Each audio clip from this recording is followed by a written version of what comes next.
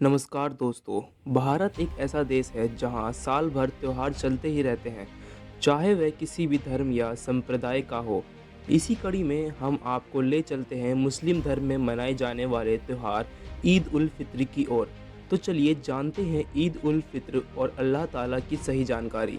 हम जानेंगे ईद उल फित्र के बारे में और उस अल्लाह ताला के बारे में जो अपने बंदों के गुनाहों को माफ़ करने वाला है। आइए अब हम जानते हैं ईद उल फित्र और उस अल्लाह की सही जानकारी। ईद मुसलमानों का सबसे बड़ा त्योहार बन जाता है और यह मुस्लिम कैलेंडर के 10वें महीने शव्वाल की पहली तारीख को मनाई जाती है। आइए एक नज़र डालते हैं कि मुसलमान ईद कैसे मनाते हैं। इस दिन मुसलमान पूरे एक महीने के रोज़े के बाद दिन के उजाले में पकवान खाते हैं और खुशियाँ मनाते हैं। ईद उल फित्र ये त्योहार सबके साथ खुशियाँ मनाने का पैगाम देता है। इस दिन अमीर गरीब का फासला रखे बिना सभी मुसलमान एक साथ नमाज अदा करते हैं और एक दूसरे के खुशियों में शामिल भी होते हैं। वे आपस में गले मिलकर मुबारकबाद देते हैं, मिठाइयाँ बांटी जाती है, लोग नए कपड़े पहनते हैं, ज़कात दान देते हैं, बच्चों को ईदी देते हैं यानी बच्चों को उपहार भेंट करते हैं। इस दिन मुख्य मिष्ठान के रूप में सेवइयाँ जैसे खीर खोरमा कहा जाता है बनाई जाती है, क्योंकि पैगंबर मोहम्मद जी ने भी सर्वप्रथम इस त्योहार की शुरुआत में खीर खोरमा ही बांटे थे। तो दोस्तों आइए अब जानते हैं इस्लाम धर्म में मनाए जाने वाले त्योहार ईद उल फित्र के बारे में कि आखिर क्या है इसका अर्थ। ईद उल फित्र अरबी के शब्दों से मिलकर बना है, जिसमें ईद का अर्थ होता है खुशी तथा फित्र का अर्थ होता है उपवास तोड़ना या दान करना। इस प्रकार यह जो त्योहार है रमजान के पवित्र महीने में धारण किए गए रोजे के समापन की खुशी और आभार का त्योहार है, जिसमें मुस्लिम समुदाय के लोग ज़कात दान देकर और मिठाइयाँ बांटकर अपनी खुशी मनाते हैं। हमारे शास्त्र बताते हैं कि दान भी तब सफल होता है जब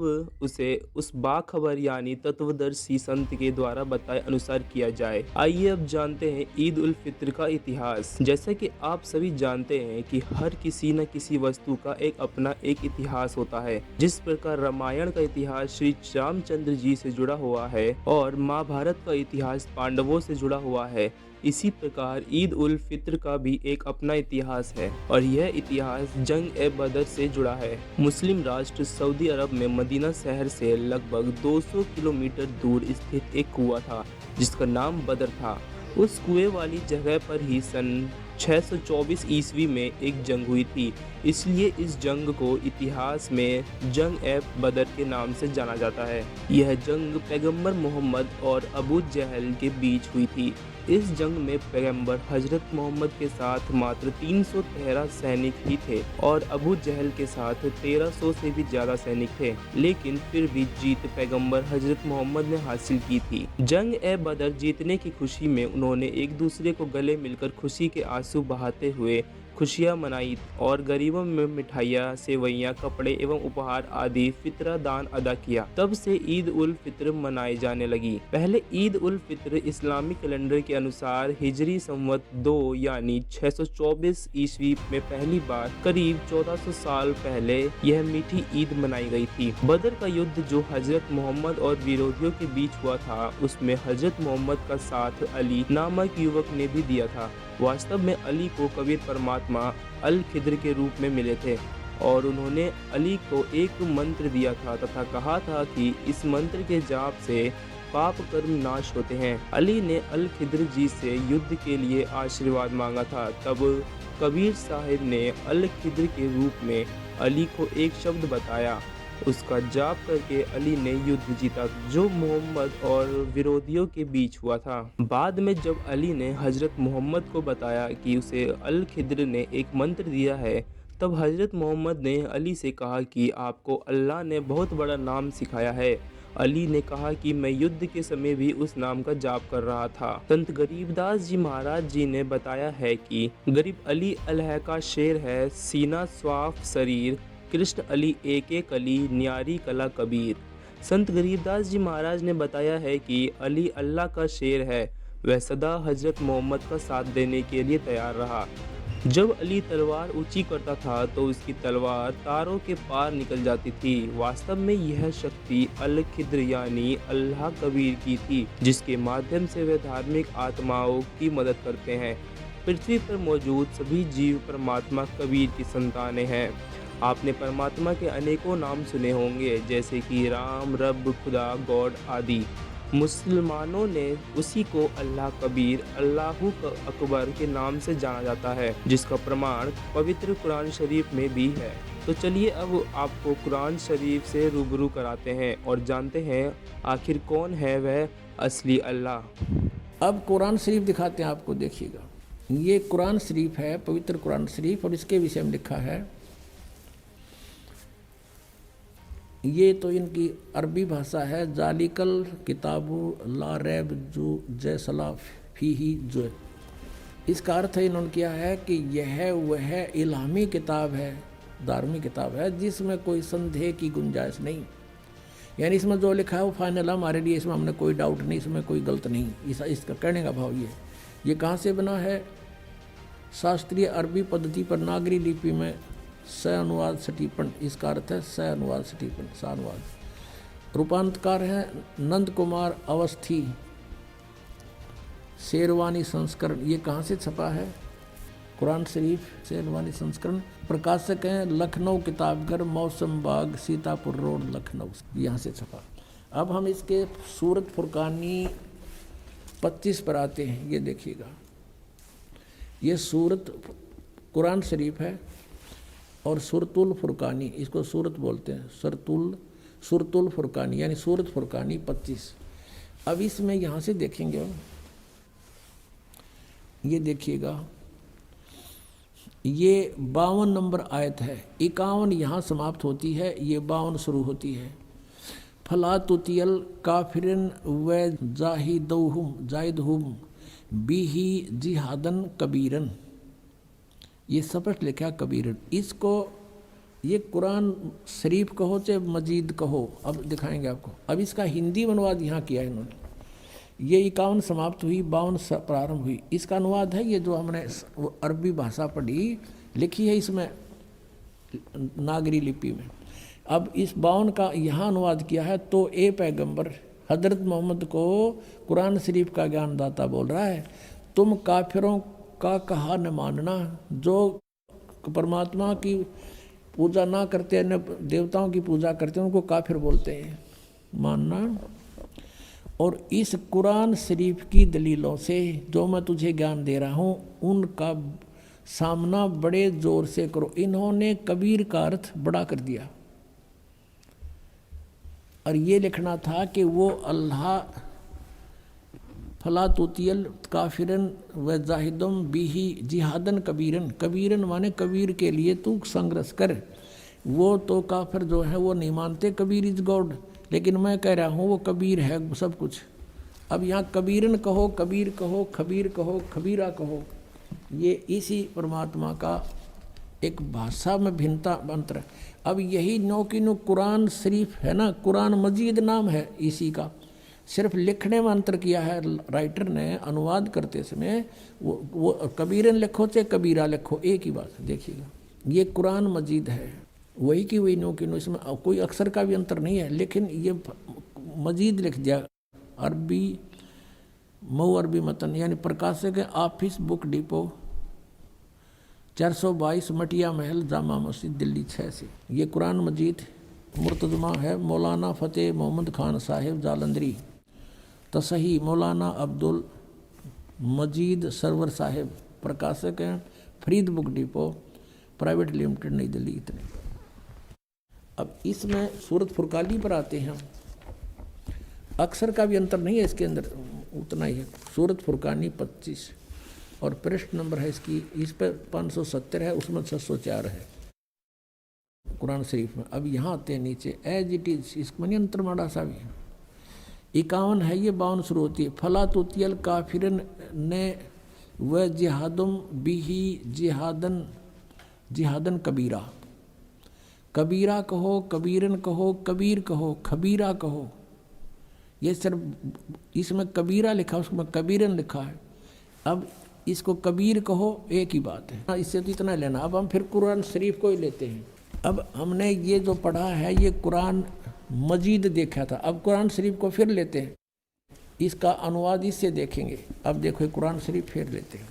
वो मजीद थी, ये कुरान शरीफ है और इसके अनुवादक प्रकाशक पहले हमने दिखा दिए हैं।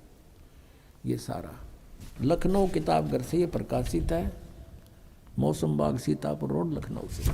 अब हम इसके आते हैं 604 पृष्ठ पे, 604 पृष्ठ पे, और वही है इस कुरान शरीफ सूरत फुरकानी 25। नीचे आते हैं, ये 52 आयत है। फला तुतियल काफिरन जाहिदुम बीही जिहादन कबीरन। ये कबीर कहो, कबीरा कहो, कबीरन कहो, कंसेप्ट क्लियर होया। अब ये क्या कहता है यहाँ पर कि ए पैगंबर, कुरान शरीफ का ज्ञान देने वाला अपने पैगंबर को बोल रहा है तुम काफिरों का कहा न मानना। वो काफिर नहीं मानते भगवान को, वो तो अन्य देवताओं की पूजा करते हैं। और इस कुरान शरीफ की दलीलों से, कुरान की दलीलों से मैं जो तुझे हिदायत दे रहा हूँ, इसके आधार से उनका सामना करना उस कबीर के लिए, जिहादन कबीरन, उस कबीर के लिए, कबीर अल्लाह के लिए संघर्ष करना, लड़ना नहीं। जिहाद का अर्थ लड़ना नहीं होता, संघर्ष करना, उनकी बातों में ना आना, सीधी सी बात है। अब देखो, अब हमने 52 का अर्थ पढ़ लिया। अब 607 पर सूरत फुरकानी 25। और ये कबीर नामक अल्लाह वही है जिसने 2 दरियाओं को मिला चलाया, एक का मीठा प्यास बुझाने वाला और एक का खारी कड़वा, और दोनों में एक आड़ और मजबूत रोक बना दी। और वही है जिसने पानी की बूंद से आदमी को पैदा किया, फिर उसको साहिब नसीब नसब यानी किसी का बेटा या बेटी, और ससुराल वाला यानी किसी का दामाद बहू बनाया। और तुम्हारा परवरदिगार हर चीज़ के करने में शक्तिमान है। और काफिर अल्लाह के सिवा ऐसों को पूजते हैं, देवताओं को, जो न उनको नफ़ा पहुंचा सकते हैं और न उनको कोई नुकसान पहुंचा सकते हैं। और काफिर तो अपने परवरदिगार से यानी कबीर से, कबीर अल्लाह से मुंह मोड़े बैठे हैं, पीठ दिए हुए हैं, मुंह मोड़े हैं। अब 56 या 55 समाप्ति। और 56 में कहा कि ए पैगंबर, हमने तुमको खुशखबरी सुनाने और सिर्फ अजाब से डराने के लिए भेजा। 57 में कहा है कि इन लोगों से कहो कि मैं तुमसे इस अल्लाह के हुक्म का पर कुछ मजदूरी नहीं मांगता, हाँ जो चाहे अपने परवरदिगार तक पहुंचने की राह इख्तियार कर ले। अब 58 में कमाल कर दिया, ए पैगंबर उस जिंदा पर भरोसा रखो, चैतन्य नहीं। कबीर परमात्मा जैसे अच्छी आत्माओं को मिलते हैं, वेदों में आपने पढ़ा, ऐसे आदरणीय धर्मदास जी को, आदरणीय गरीबदास साहिब जी को, आदरणीय नानक साहिब जी को, ऐसे ही आदरणीय मोहम्मद साहिब जी को मिले थे इस जिंदा महात्मा के रूप में। लेकिन इन्होंने इनकी बात को स्वीकार नहीं किया था। और वो कुरान शरीफ ज्ञानदाता कहता उस जिंदा पर भरोसा रखो जो कभी मरने वाला नहीं है, वो अविनाशी है, वह जिंदा महात्मा रूप में तुझे मिला था। और तारीफ के साथ उसकी पाकी बयान करते रहो, यानी गीता ज्ञानदाता किसी और अल्लाह की पाकी बयान करने को कह रहा है। और अपने बंदों के गुनाहों से वो काफ़ी खबरदार है। ये कबीर है यहाँ पर, ये 58 नंबर आयत है, यहाँ देखो 58, ये 58 है, यहाँ पढ़ेंगे। ये खबीरा लिखा है, इबादही खबीरा। अब इबादही माने पूजा के योग्य, वो कबीर है। इबादत माने पूजा, इबादही यानी पूजा के योग्य, वो कबीर है। कबीर 58, यहाँ फिर हम आएंगे इसके।